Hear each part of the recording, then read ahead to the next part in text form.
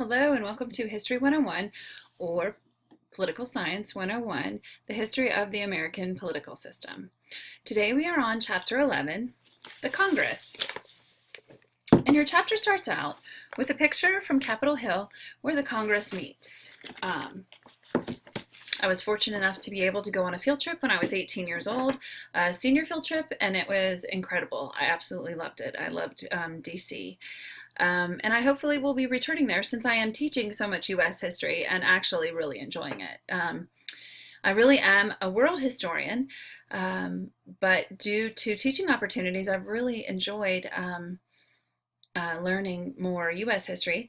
In the history field, you have three different categories. You have an Americanist, which is someone who studies U.S. history, as well as it's supposed to be North and South America, but usually it's U.S. history. And you also have Europeanists who study European history, and then you have world historians, and that's what I am. But I'm so surprised. Most of my friends are Americanists, and we often banter back and forth. Because, you know, the U.S. is only 200 plus years old. So I really enjoy world history. But the interesting thing I am finding as I have taught this class and the other American history class through Beckfield College is that I really like U.S. history. I'm really enjoying it, and I'm learning wonderful, amazing things as I am studying and preparing to teach you. Okay, so today we are trying a different venue.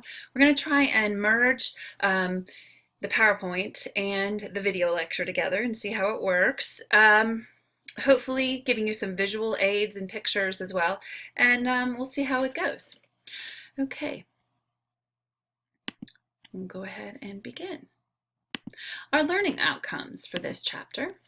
Explain how seats in the House of Representatives are apportioned among the states. Describe the power of incumbency.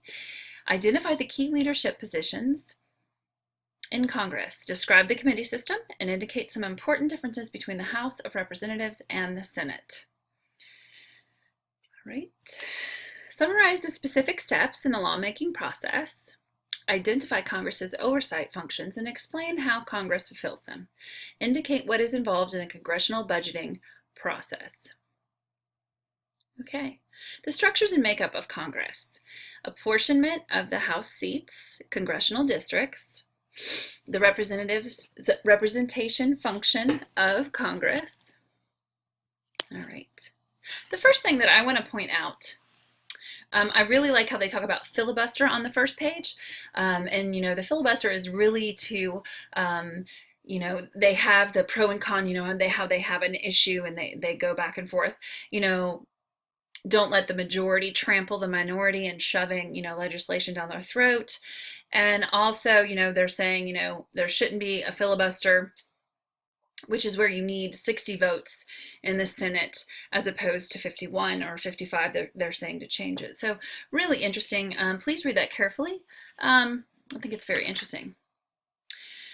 What I am really finding from our textbook is that politics is not what it was meant to be.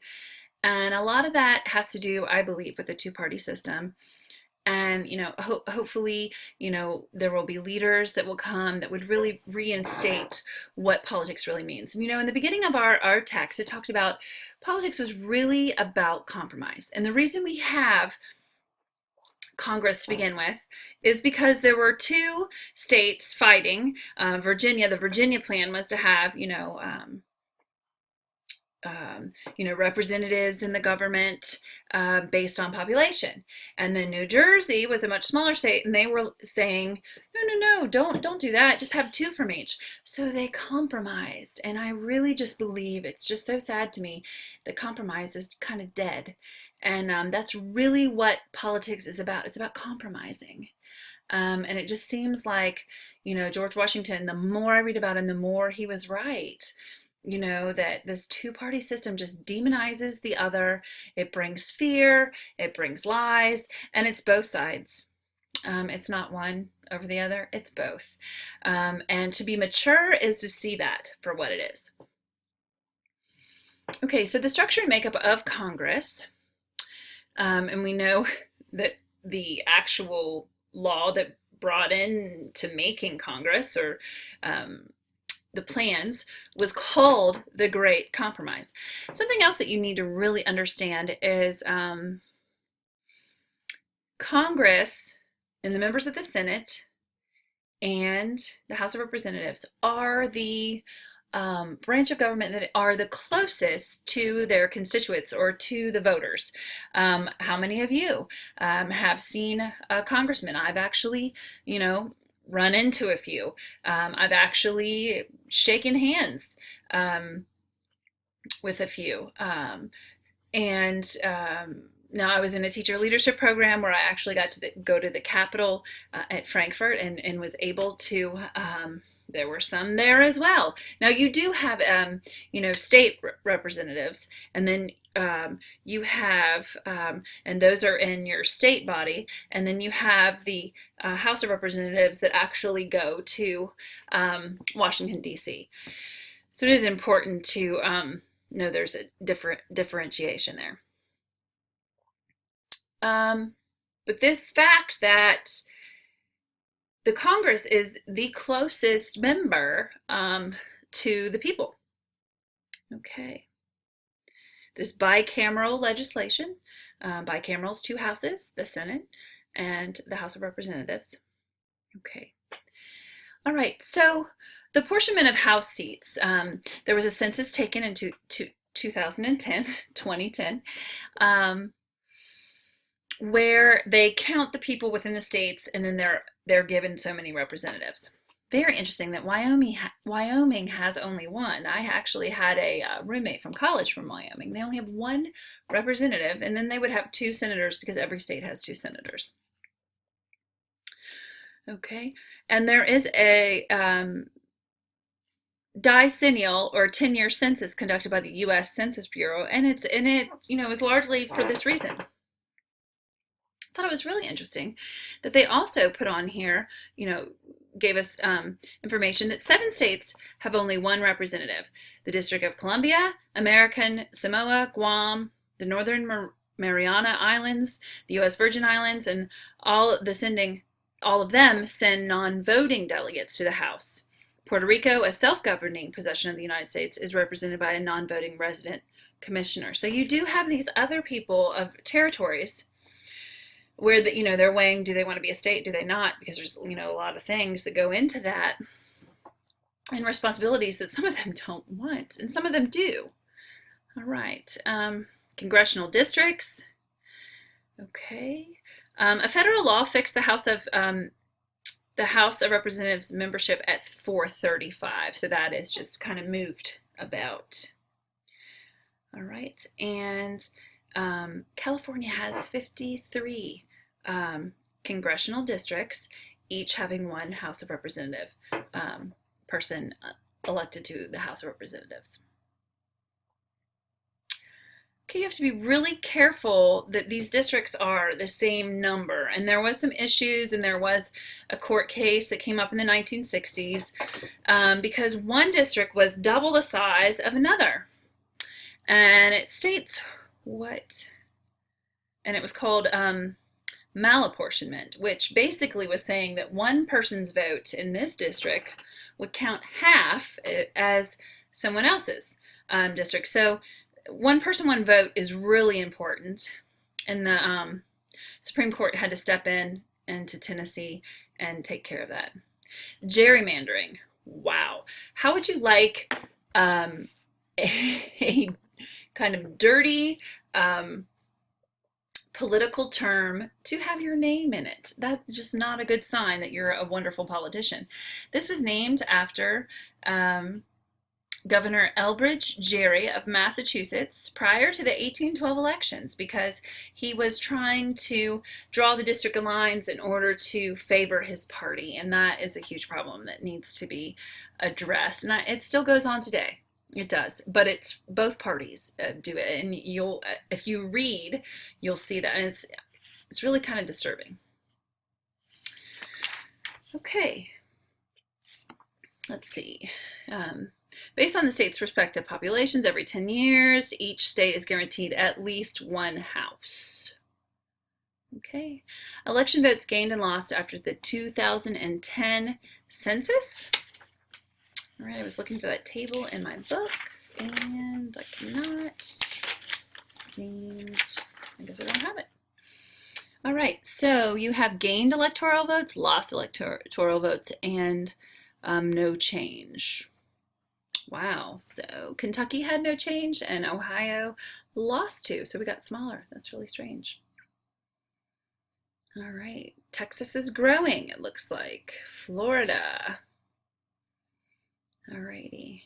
The structure and makeup of Congress. Congressional districts, the size of the House, 435 members, we talked about. Gerrymandering, and also limiting racial gerrymandering, where you're putting all of the ethnicities into one district and you're not cutting it in any way other than racially. And that is to really not show fair representation and to get the most out of your political stance. And that's really, it's just really sad. You know, I once heard someone say that the difference between a politician and a statesman is a statesman is honest and a politician is not. And sometimes we get through, you know, different chapters, it is really kind of disturbing. But bringing it to light, and there's always room for change. And looking towards the future. And there are good politicians out there, and we just need to continue to vote and find them. Okay, the structure and makeup of Congress.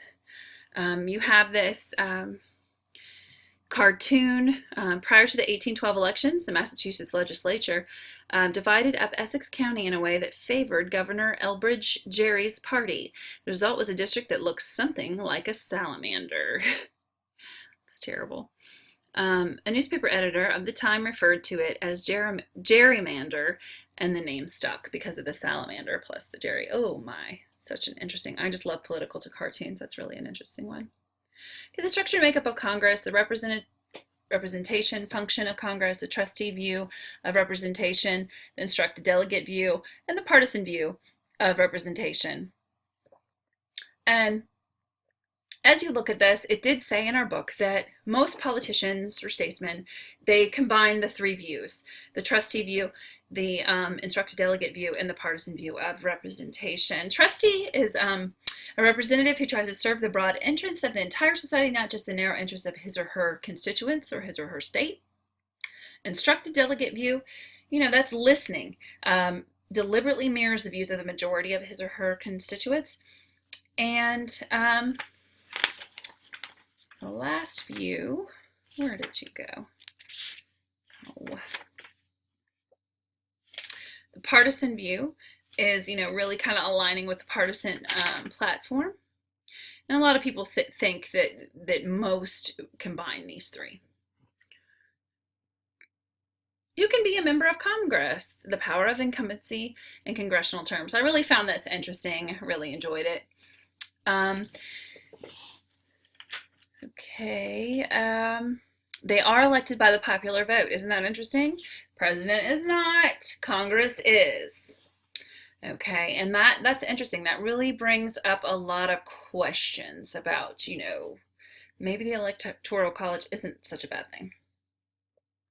If you want to be run for House of Representatives, you have to be a citizen for at least 7 years, and you have to be 25 years of age. If you want to be elected to the Senate, you must be a citizen for 9 years, and you have to be at least 30 years old. Once elected to Congress, senator or representative, they receive an annual salary of $174,000 a year.